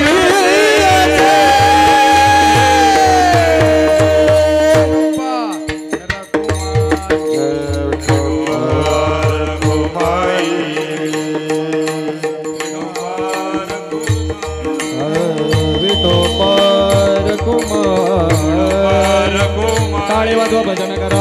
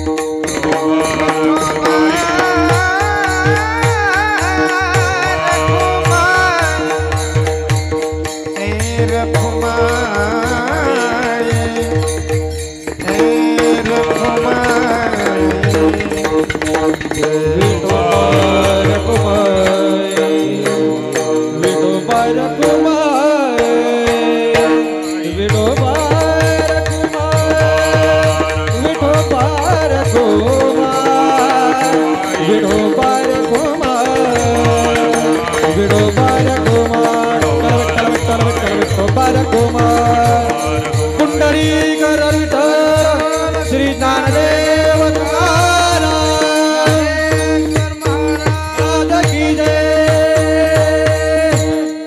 तुका म्हणे भेदाभेद गेला वाद खंडोनी गेला देवतया जवळी असे पाप नाशे दरुशनी.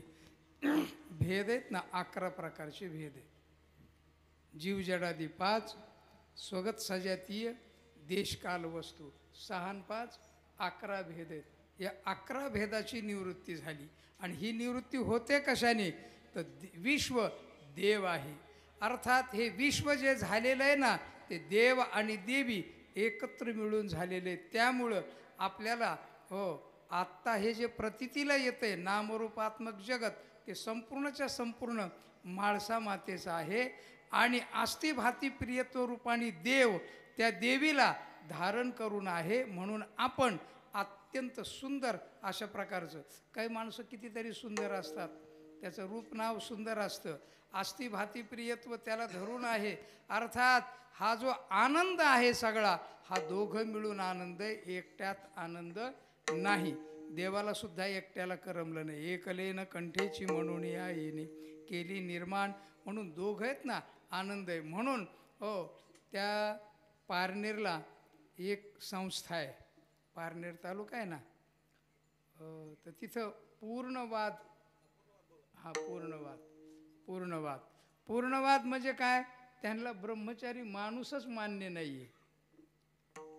काय त्यांना ब्रह्मचारी माणूसच मान्य नाही. पूर्णता काय, देव आणि देवी म्हणजे लग्न केलं ना स्त्री आणि पुरुष तरच पूर्णता, नाही तर पूर्ण नाही. मग ब्रह्मचारी वाईट आहे का, त्यांना वाईट आहे असं म्हणत नाहीत पण मान्य नाही त्यांना. अर्थात पूर्णवाद. तसा देव देवी आनंद येतो केव्हा, लग्नात किती आनंद असतो, लग्नात तसा लग्नातच असतो त्या मानाने, पण आहे की नाही, पण दोघं आहेत म्हणून आनंद आहे. आणि दोघं आहेत देव आणि देवी म्हणून हे विश्व, आणि हे विश्वच तर देव बघायला लागला ना मनुष्य तर आनंद ही आनंद आहे त्याला, तोच आनंद आहे. आत्मनियव आत्मनस्तुष्ट स्थितप्रज्ञ, तोच त्याच्याच आनंदाने परिपूर्ण स्थितीला प्राप्त होईल.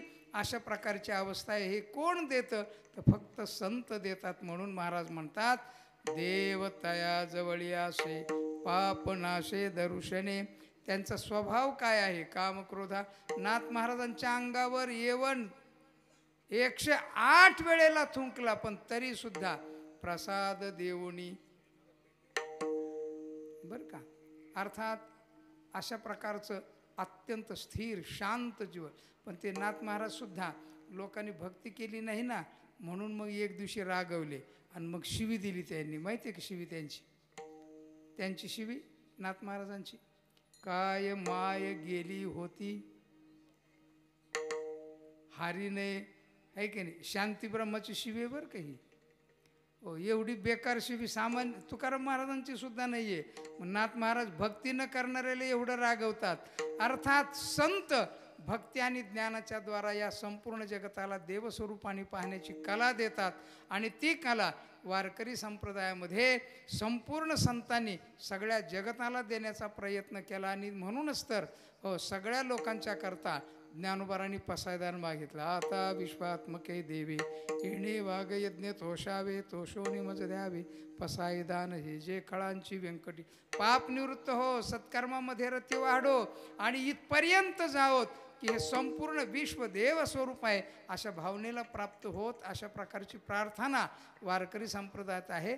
म्हणून वारकरी संप्रदायाच्या द्वारा देवीचं आराधन आहे. आणि त्या देवीला ती जी देवी येते ना, मोहरूप महिषासुराचा नाश करण्याकरता येते बरं का. तिच्या जागरणाकरता हे पेटवला जातो, काय पोत पेटवला जातो, पोत. आणि तो पोत जो आहे तो ज्ञानाचा पोत आहे. कशाचा? ज्ञानाचा पोत. आणि तो कोणी कोणी गाजवला? महाराज सांगतात, व्यास वशिष्ठ शुक गोंधळी. कोण आहेत गोंधळी? याचे एवढे मोठे मोठे गोंधळी आहेत.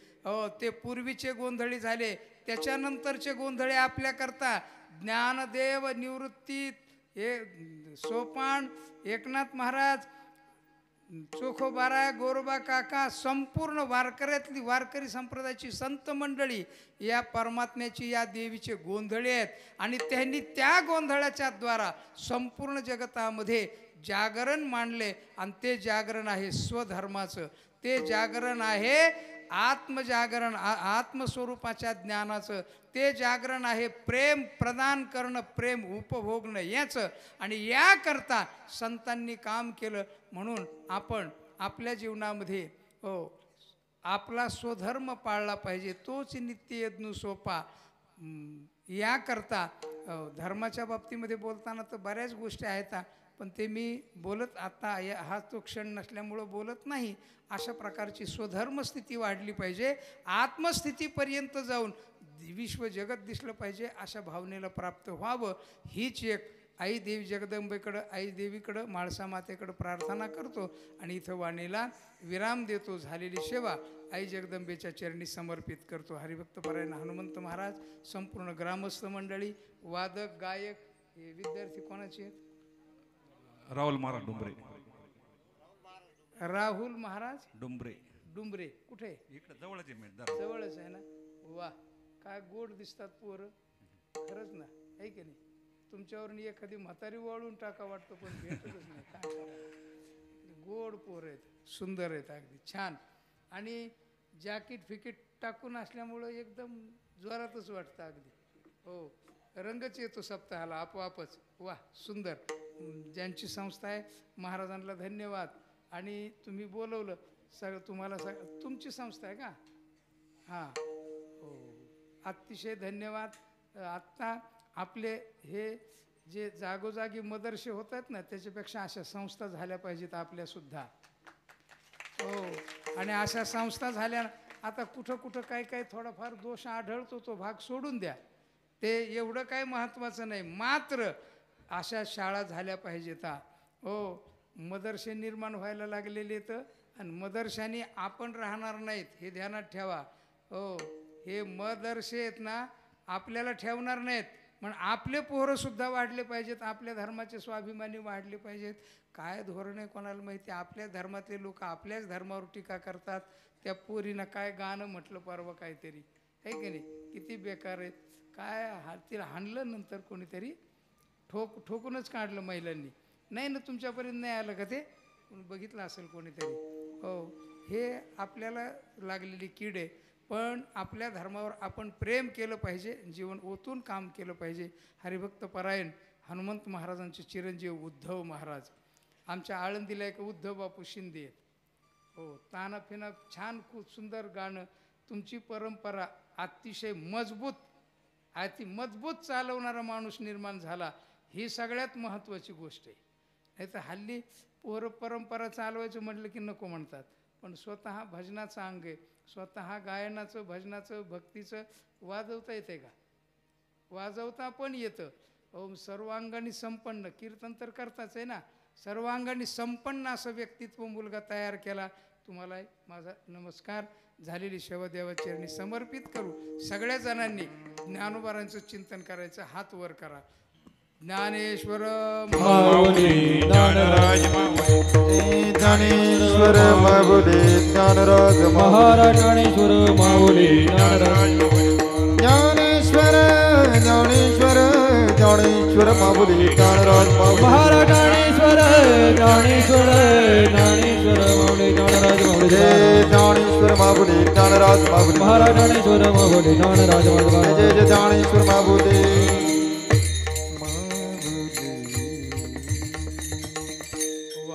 अतिशय छान सुंदर अशा श्रोते कोणी झोपले नाहीत, हे सगळ्यात मी माझं लक्ष होतं, झोपले नाहीत. हो, नाही तर थोडंसं जरा लय विनोद नाही झाले तर झोपतात लोक. पण इथं मात्र सवय चांगली आहे. आणि रात्री बाबांचं कीर्तन झालं. बाबाचं तर माझ्यापेक्षा जास्त अवघड असते. मी तरी सोपं करून सांगतो, बाबा लय अवघड बोलतात. पण बाबांच्या कीर्तनात झोपले नसताना का झोपले? हो. आणि झोपणाऱ्याने ध्यानात ठेवायचं, समोरच्याची झोप मोडणार नाही हे लक्षात ठेवायचं आणि नंतर झोपायचं चांगली. पण अजिबात झोपले नाहीत महिला मंडळी इतकं. हो, तुम्हाला सांगतो, या नवरात्रामध्ये एक जर कुंजिका स्तोत्र म्हणून एक स्तोत्र आहे. काय? कुंजिका स्तोत्र. हे तुम्हाला आपल्या मोरे बापू आपले याचे त्यांनी एक पुस्तक काढलेले, त्याच्यात पण ते कुंजिका स्तोत्र आहे. आणि मोबाईलवर जर तुम्ही हे केलं तर कुंजिका स्तोत्र, पण त्याच्यात शुद्ध सापडत नाही. त्याच्यात बरंच काय काय थोडंसं करतात. पण ते जर कुंजिका स्तोत्र तुम्ही पूर्ण रोज सकाळी संध्याकाळी केलं नवरात्रामध्ये तर तुम्हाला इच्छित सिद्धी प्राप्त होते. बरं का, इच्छित सिद्धी प्राप्त होते. हो, कुंजिका स्तोत्र. नाही करता आलं कुंजिका स्तोत्र, निदान एवढाच जप करायचा. काय?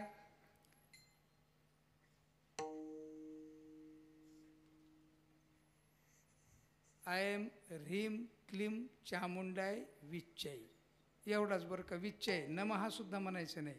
आय एम ह्रीम क्लीम. ह्याच्यात काय आहे? जो अहंकार आहे तो सृष्टीरूप आहे. ह्रिंकारो प्रतिपालक आणि क्लिंकारो कामरूपिणे, काम. आणि संपूर्ण सूक्ष्म रूपाने ती देवी आपल्यामध्ये संचार करते आहे. शक्तिरूपेण संस्थित असं बी म्हटलेलं आहे दुसऱ्या एका स्तोत्रामध्ये. म्हणून कुंजिका स्तोत्र जर सगळ्याला करता आलं तर या नवरात्रामध्ये रोज करावा. मी रोज करतो कुंजिका स्तोत्र, रोज म्हणतो. मी नेहमीच म्हणतो, माझ्या नियमामध्येच आहे. पण जर म्हटलं तर उत्तम. आणि देवीच्या मंदिरात येऊन जर म्हटलं ना तर सर्वोत्तम. आणि स्त्रियांनी जर म्हटलं ना तर सर्वोत्तम अशा प्रकारची शक्ती प्राप्त होते. त्या शक्तीकरता हे कुंजिका स्तोत्र एक मोठं साधन आहे. आणि ते आपण करावं. नाही जमलं तर ऐम ह्रीम क्लीम चामुंडाय विच्चय, ऐम ह्रीम क्लीम चामुंडाय विच्चय, ऐम ह्रीम क्लीम चामुंडाय विच्चय. तुम्हाला जर नमो म्हणू वाटत असेल तर मला काही फरक पडत नाही. नमः ऐम ह्रीम क्लीम चामुंडाय विच्चय नमः, ऐम ह्रीम क्लीम चामुंडाय विच्चय नमः. उपवास करणाऱ्यांनी हा जप करावा. अघटित अत्यंत सुंदर दैदिप्यमान शक्ती प्राप्त होते त्या व्यक्तीला. आणि त्याचं जीवन प्रफुल्लित होऊन जातं. अशा या स्तोत्रांची शक्ती आहे. ती देवी कृपा करावी आणि त्या देवीनं आपल्यावर कृपा करून हे विश्वदेव आहे अशा स्वरूपाचं भासावं, अशा स्वरूपाचं दिसावं, हीच प्रार्थना तिच्याकडं करू. आपण या ठिकाणी थांबू. जय विठ्ठल. विठ्ठल जय जय विठ्ठल विठ्ठल जय जय विठ्ठल जय विठ्ठल जय जय विठ्ठल. माऊली जय जय गुणी वेळी सर्वांनी खाली बसा. करा क्षमा नाही विचारिला दे कर मे अपुरा करा क्षमा. बाबा म्हणे ज्ञानेश्वर रागा भय करा करा क्षमा अपराध महाराज तुम्ही जाण देव